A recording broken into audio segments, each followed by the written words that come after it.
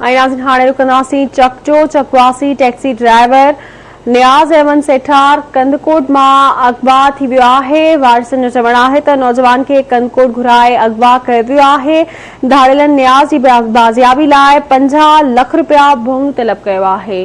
अवां खे अपडेट कंदा हलूं। चक मां चकवासी टैक्सी ड्राइवर नियाज़ अहमद सेठार कंदकोट मां अगवा थी वियो आहे।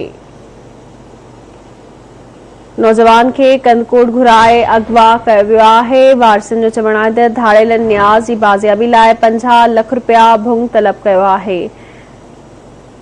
तफ़सील मालूम कंदासीं आसिफ सूमरो खां। जी आसिफ, आगाह कजो।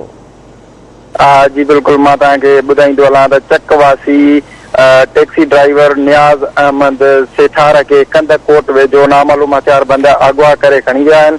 नौजवान कराचीअ में टैक्सी कार हलाईंदो हुयो, जॾहिं त कंदकोट वासी कंहिं माण्हूअ हिन नौजवान टैक्सी ड्राइवर खे ड्राइवरी ॾियण जे बहाने कंदकोट में घुराए अगवा करायो वियो आहे। जॾहिं त वारस हुनजा जेके आहिनि उनजो चवणु इहो आहे त नौजवान कराचीअ कमाइण लाइ वियल हुयो, जितां हुनखे कंदकोट वासी कंहिं माण्हूअ जी फोन आई त असां तोखे ड्राइवरीअ लाइ नौकिरी ॾियूं था। जंहिंखां पोइ नौजवान कंदकोट वियो, जितां उहो अगवा थी वियो आहे। जेके वारस आहिनि हुननि ॾे धाड़ियलनि पारां फोन कई वई आहे ऐं 50 लख रुपयो भंग पिणु तलब कयो वियो आहे। जी